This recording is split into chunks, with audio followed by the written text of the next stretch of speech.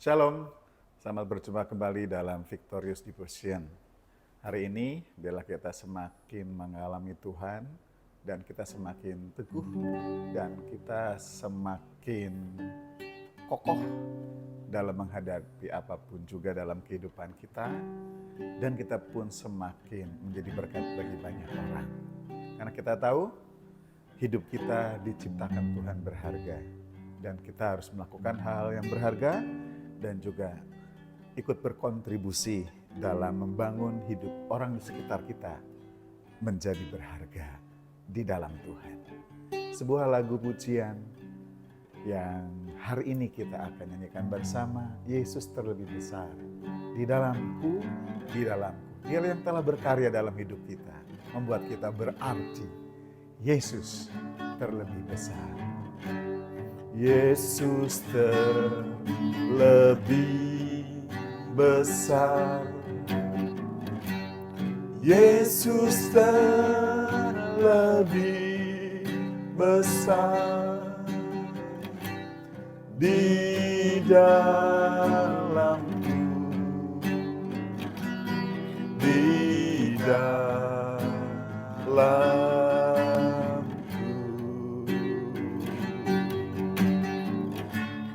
Yesus terlebih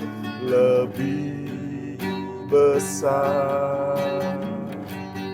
Yesus terlebih besar di dalamku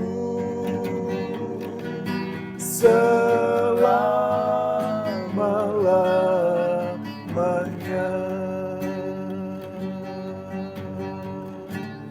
Yesus terlebih besar. Yesus terlebih besar di dalamku, di dalamku.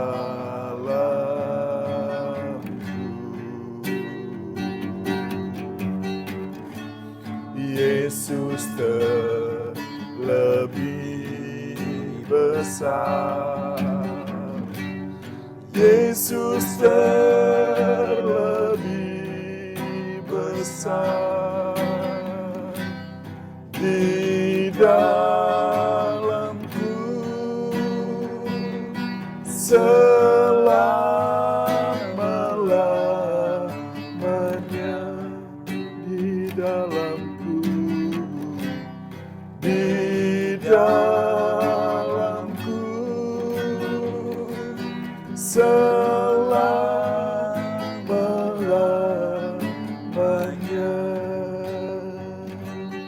Haleluya, terpuji Tuhan, terpuji Tuhan Yesus. Engkau yang terlebih besar, Engkaulah yang terbesar dalam hidup ini, dalam hidup kami. Engkau memerintah, Engkau bersama kami, dan tak pernah tinggalkan kami. Terpuji namamu. Haleluya. Sungguh Engkau yang terbesar, lebih besar dari segala sesuatu yang terjadi dalam hidup kami. Lebih besar dari segala sakit penyakit, lebih besar dari segala masalah, dari segala tantangan, hambatan, rintangan. Engkau yang terbesar ada dalam hidup kami, yang memberikan kekuatan, yang menjadi kepastian kami bisa menjalani hidup ini sampai pada garis akhir, sampai kemenangan yang terakhir. Terima kasih Tuhan untuk penyertaan, untuk pemeliharaan atas kami. Biarlah kami semakin teguh di dalam Engkau, dan kami semakin berkenan kepadamu. Terangi hati kami, kalau kami membaca firman-Mu dan merenungkannya, mempercakapkannya. Biarlah kami boleh mendapatkan kebenaran itu bagi hati kami. Dan kami merenungkannya dan kami melakukannya dalam hidup kami sehari-hari. Terangi kami dengan Roh-Mu, sehingga kami mengerti maksud Tuhan bagi hidup kami. Kami sambut firman-Mu dengan haus dan dahaga. Dalam nama Tuhan Yesus kami berdoa. Amin. Puji Tuhan, hari ini kita kembali bisa membaca dan merenungkan firman Tuhan, serta mempercakapkan firman Tuhan. Saya bacakan dari Ibrani pasal yang ke-10, ayat 34 dan ayat 35. Memang kamu telah turut mengambil bagian dalam penderitaan orang-orang hukuman, dan ketika harta kamu dirampas, kamu menerima hal itu dengan sukacita. Sebab kamu tahu bahwa kamu memiliki harta yang lebih baik, yang lebih menetap sifatnya. Sebab itu, janganlah kamu melepaskan kepercayaanmu, karena besar upah yang menantinya. Haleluya. Firman Tuhan ini pertama-tama diterima oleh sekelompok umat Tuhan yang ada di Alexandria, Mesir sana. Ada komunitas orang Kristen dari orang-orang Yahudi. Mereka setelah percaya kepada Tuhan Yesus Kristus menghadapi banyak tantangan, hambatan, rintangan, penderitaan. Hal itu dialami oleh mereka kalau bagi iman itu untuk kepentingan menguji. Tapi kalau bagi orang yang menyebabkan penderitaan, untuk orang-orang Kristen di sana meninggalkan imannya. Dituliskan tadi, kamu telah turut mengambil bagian dalam penderitaan orang-orang hukuman. Jadi penderitaan yang dialami oleh orang-orang Kristen di sana seperti penderitaan orang yang bersalah lalu dijatuhi hukuman. Sedangkan orang-orang Kristen tidak melakukan kejahatan yang pantas dihukum dengan penderitaan yang mereka alami. Orang-orang Kristen percaya kepada Allah di dalam Yesus Kristus. Orang-orang Kristen setia kepada imannya kepada Kristus, tetapi penderitaan harus dialami. Nah, kita sedang mempelajari kemuliaan orang yang berkenan kepada Tuhan. Kemuliaannya apa? Orang yang berkenan berarti orang yang terus bertahan dalam imannya, bertumbuh dalam imannya dalam segala keadaan. Kita tahu, tanpa iman, tak seorang pun berkenan kepada Allah. Karena itu orang yang terus hidup dalam imannya, bertekun di dalamnya, bertumbuh di dalam iman, pasti menjadi orang yang berkenan. Iman ini bukan sekedar perkataan, tapi tindakan nyata. Dalam sikap, dalam tutur kata, dalam pikiran, dalam perasaan, bahkan sanggup menanggung penderitaan karena iman. Dan kepada orang-orang percaya yang seperti itu, kita ketahui, itu tidak mudah. Bisa saja orang kemudian menjadi lemah, menjadi tidak tahan. Karena itu, dikuatkanlah. Janganlah kamu melepaskan kepercayaanmu sekalipun harus menanggung penderitaan orang hukuman. Mengapa? Karena besar upah yang menantinya. Kita tidak mungkin berkenan kepada Tuhan tanpa beriman. Apalagi meninggalkan iman kepada Yesus Kristus adalah Tuhan dan Juru Selamat. Karena itu kepada orang yang terus berpegang teguh kepada iman dan percayanya, bertumbuh di dalamnya, Tuhan menyediakan upah yang besar. Tuhan yang besar menyediakan upah yang besar. upah di sini bukan keselamatan, karena keselamatan bukan upah untuk kita. Keselamatan pemberian, karena kita percaya. Kalau sekarang ada orang Kristen menderita karena imannya, itu karena mempertahankan iman keselamatan itu. Mempertahankan imannya. Nah, sedangkan upah Tuhan berikan baik di dunia ini maupun nanti di dalam kerajaan sorga. Hal upah bisa dibagi karena itu menjadi dua bagian. Upah selama di bumi dan upah yang Tuhan berikan di dalam kerajaan sorga.